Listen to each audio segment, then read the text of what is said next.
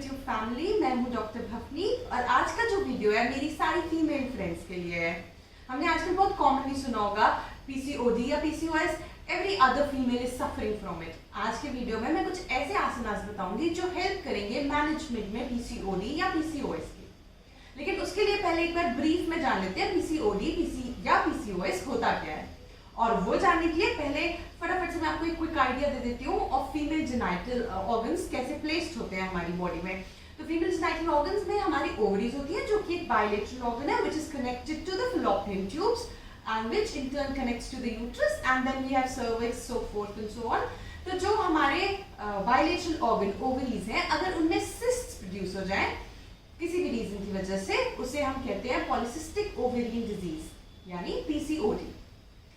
अब इस पीसीओडी की वजह से हमारी बॉडी में बहुत सारे और अगर अलग डिजीजेस प्रोड्यूस होने लग जाती हैं, जैसे कि हार्मोन्स का फ्लक्चुएट होना, फेशियल हेयर ग्रोथ होना मतलब हर्षविटिज्म होना, बॉडी वेट का बढ़ जाना, थायराइड हो जाना, इंसुलिन ऊपर नीचे हो जाना बॉडी में। और ये सारी जो एड ऑन डिजीजेस हैं जब ये कलेक्टिव हो जाती हैं एक बॉडी में, तो उसे हम कहते हैं पीसीओएस यानी पॉलिसिस्टिक ओवेरियन सिंड्रोम।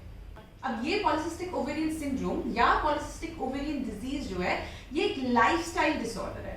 मतलब अगर हम अपना लाइफस्टाइल मेंटेन कर लें अलोंग विद जो मेडिकेशंस हमारी चल रही हैं, लाइफस्टाइल मैनेजमेंट में डाइटरी मैनेजमेंट आती है प्लस फिजिकल एक्टिविटीज आती हैं, अगर ये सब चीजें हम कलेक्टिवली कर लें तो इसका जो क्योर है वो बहुत जल्दी हो जाएगा। तो जब मैं आपको कोई भी वीडियो में किसी डिजीज के लिए कुछ आसनास बताती हूँ तो मेरा मतलब वो बताने का ये नहीं होता है कि आप वो सेट ऑफ 4 आसनास प्रैक्टिस करो और आपकी पॉलिसिस्टिक ओवेरियन डिजीज एकदम से गायब हो जाएगी। मैं हमेशा ये कहती हूँ कि ये आसनास उसके मैनेजमेंट में हेल्प करेंगे। सेम गोज विद पीसीओडी या पीसीओएस। अगर ये जो सेट ऑफ आसनास है हम कंबाइन कर लें along with the medication that is going on, along with the dietary changes, तो हेल्प हो जाएगी। जो उसकी बाकी मैंने ब्रांचेस बोली, जो बाकी ब्रांचेस डिजीजेस बोली जो हो जाती है, उनको कम करने में, एंड इवेंचुअली हमारे हार्मोन्स कंट्रोल होंगे, इवेंचुअली हमारी जो सिस्ट है वो डिसॉल्व होने लगेंगी और थोड़ा जल्दी क्योर मिलेगा, हमें थोड़ा जल्दी रिलीफ मिलेगा उस डिजीज से।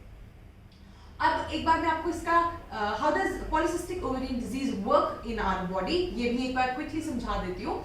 पॉलिसिस्टिक ओवेरियन डिजीज में जैसे मैंने पॉलिसिस्टिक ओवेरियन सिंड्रोम में जैसे मैंने आपको बताया कि जितना कि हमारे ओवेरियन सिस्ट्स बढ़ रही हैं उतना ही हमारे हार्मोन्स बढ़ रहे हैं।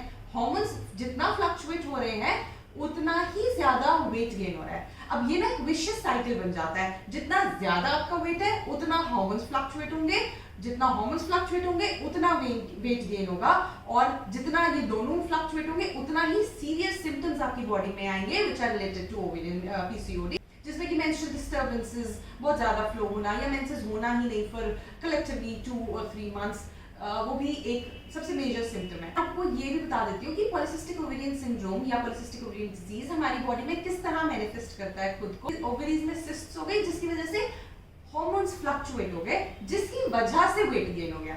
अब वेट गेन की वजह से हार्मोन्स फ्लक्चुएट हो रहे हैं, हार्मोन्स की वजह से वेट गेन होता है। तो ये एक विशियस साइकिल बन गया है, जितना ज्यादा आपका वेट उतने ज्यादा हार्मोन्स फ्लक्चुएट हो रहे हैं, उतने सीवियर आपको सिम्टम्स आ रहे हैं, जितना ज्यादा हार्मोन्स फ्लक्चुएट हो रहे हैं उतना ही वेट बढ़ रहा है, उतने ज्यादा आपको सिम्टम्स आ रहे हैं।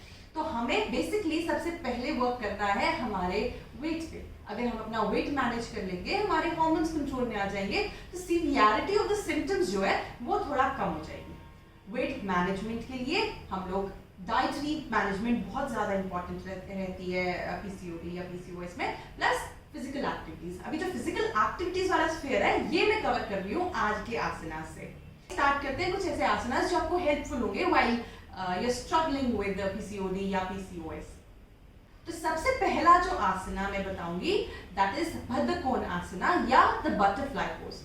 अब बद्धकोण आसना के लिए हम लोग अपनी टांगें पहले सीधी कर लेंगे, we extend our legs out और यहाँ से फोल्ड कर लेंगे one leg at a time. एक लेग फोल्ड कर ली मैंने, इसी तरह से दूसरी लेग भी फोल्ड कर लेंगे, दोनों पैरों को जोड़ लेंगे। जितना ज्यादा मैं अपने पैरों को अपने पेल्विस के पास रख सकती हूँ उतना पास ले आऊंगी।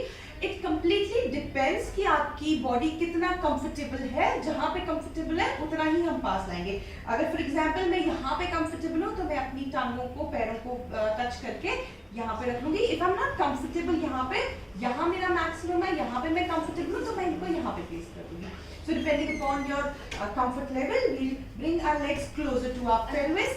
दोनों हाथों के फिंगर्स को इंटरलेस करके अपने टोज के ऊपर ऐसे प्लेस कर देंगे और नीज को ट्राई करेंगे पुश करने का जितना ज्यादा, depending upon your flexibility again, जितना ज्यादा कर सकते हैं उतना ज्यादा टूवर्ड्स द ग्राउंड पुश करने की कोशिश करेंगे। अब यहाँ पे जब मैं आ गई इस आसना में, मैं I'll make sure कि मैं दोनों सिट बोन्स पे वेट इक्वली डिस्ट्रीब्यूट कर रही हूँ, किसी एक तरफ ज्यादा नहीं है। I'm sitting comfortably on both my sit bones. Spine मेरी स्ट्रेट है, चेस्ट थोड़ा सा पुश्ड आउट है। इनहेल एंड एक्सहेल कर लूंगी यहाँ पे थोड़ी देर। अब बद्धकोणासन में दो तरह से हम कर सकते हैं, एक क्रिया कर सकते हैं which means I can flap my legs up and down, जितना मेरी कंफर्ट लेवल है उतना I'll try to flap them up and down. For the count of 5 अभी हम कर रहे हैं, flap them up and down. Once you are done, inhale करते हुए अपनी chest को open करते हुए थोड़ा सा back को पीछे लेते हुए and then I'll exhale and bend forward. जितना again मेरा flexibility level है, जितना मेरी body allow कर रही है उतना with my open chest, and I'll try to bend from my pelvis as I go down with every exhalation. I'll bend forward. Breathe in and out. यहाँ पे मैं ट्राई करूंगी अपनी एल्बोज को फ्लोर पे लगाने का और चेस्ट को टच करने का on my toes, which is obviously not possible. मैं ये क्यों कह रही हूँ चेस्ट को टोज पे टच करने का, क्योंकि if I try to touch my head on the toes तो मैं अपनी स्पाइन को आर्च कर रही हूँ, जो नहीं करना है मुझे। So opening your chest, try to touch your chest onto your toes with a straight spine as much as is possible, as much as is comfortable. Breathe there for 5 long breaths. Hold it there. 1, 2, 3, 4 and 5. Once you're done, inhale, come back up, bring your legs together और straighten them up. मैं हमेशा कहती हूँ जितना important किसी आसना में जाना है उतना ही important उससे बाहर निकलना है। यहाँ से मैं चली जाऊंगी into the fish pose या मत्स्य आसना। fish pose के लिए दो तरीके हैं, या तो हम we lie down on the floor comfortably. पहले मैं आपको इसका easier version बता दूंगी and then I'll show the advanced one. दोनों पैर एक साथ जुड़े हुए, toes pointing towards the ceiling. हाथों को comfortably floor पे रख लूंगी while pushing the floor with my elbows.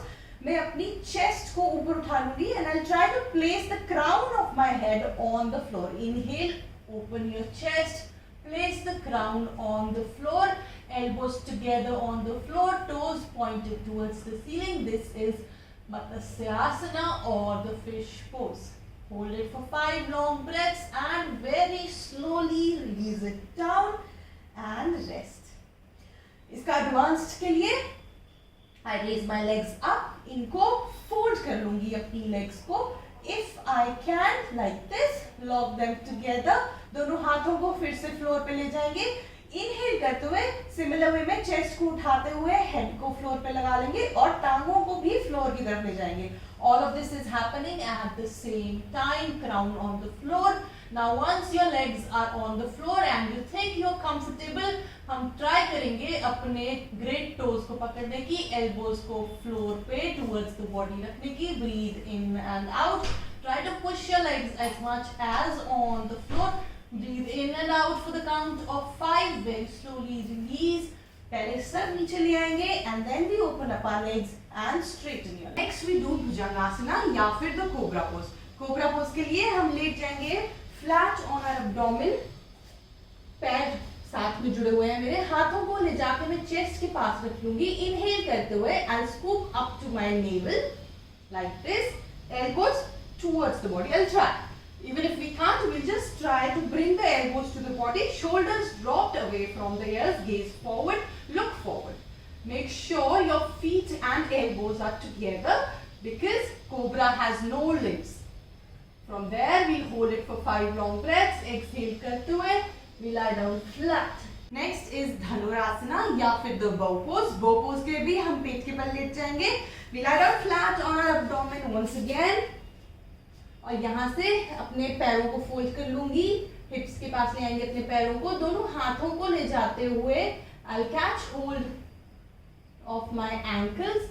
Inhale करते हुए I'll try to raise my body up like this. पहले upper body उठा लूंगी, फिर lower body उठा लूंगी. ताकि मेरा जो वेट है वो मेरे नेवल पे आके रेस्ट करे, पेल्विस पे नहीं। I'll do as much as is possible for me. Breathe in and out, 5 long breaths. Exhale and release.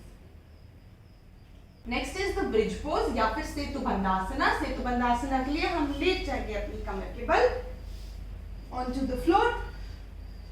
Inhale करते हुए पैरों को फोल्ड कर लूंगी, अपने हिप्स के पास ले आएंगे, दोनों हाथ मेरे फ्लोर पे रहेंगे. And I'll take a nice deep breath in and raise your body up like this. I'll try to tuck my chin into my clavicle as much as I can. अगर सिर्फ यही आपका maximum है, यहीं पे hold कर लेंगे. If I can, I'll raise it further up and hold. While I do this, मेरे जो पैर हैं वो मेरे knees they tend to go outwards. I'll try to bring them back into the center and hold. For 5 long breaths. Breathe in and out. यहाँ पे if you can interlace your fingers and place them under your body like this. Exhale and down. While you go down, bend your legs towards the body for a counter pose. सेतु बंधासना का counter pose करने के लिए bend कर लेंगे अपने legs को. Raise your chin between your knees. Breathe in and out. Exhale and release and lie down flat. Next हम करेंगे बहुत ही easy आसना, which is मलासना या the garland pose.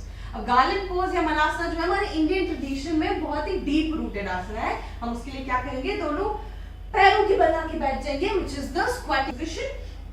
दोनों पैरों को I'll try कि मेरे पैरों के जो टोज हैं वो बाहर की तरफ पॉइंटेड है, हील्स थोड़ा अंदर की तरफ है, स्पाइन स्ट्रेट, एल्बोज को मैं स्टैक कर दूंगी अपने नीज के आगे ताकि मैं अपने नीज को बाहर की तरफ पुश कर सकूं.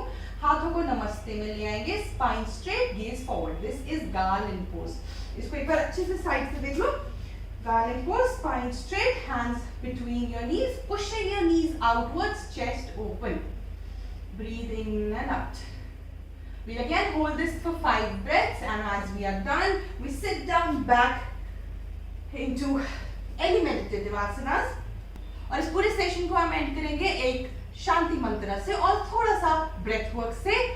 So we sit down into any meditative posture जो आपके लिए कंफर्टेबल हो. सुखासना हो गया, या आपको हाफ लोटस लगाना है या फुल लोटस लगाना, whatever is comfortable for you.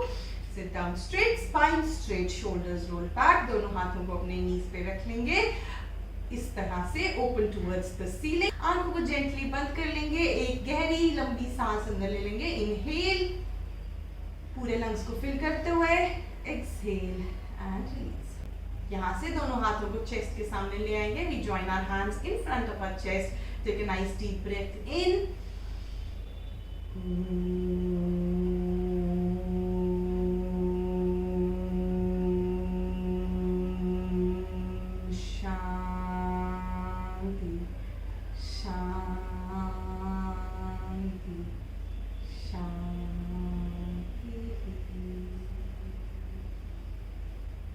तो ये था आज का वीडियो. अगर आपको ये वीडियो अच्छा लगा है तो इसे लाइक कीजिए, चैनल को सब्सक्राइब कीजिए.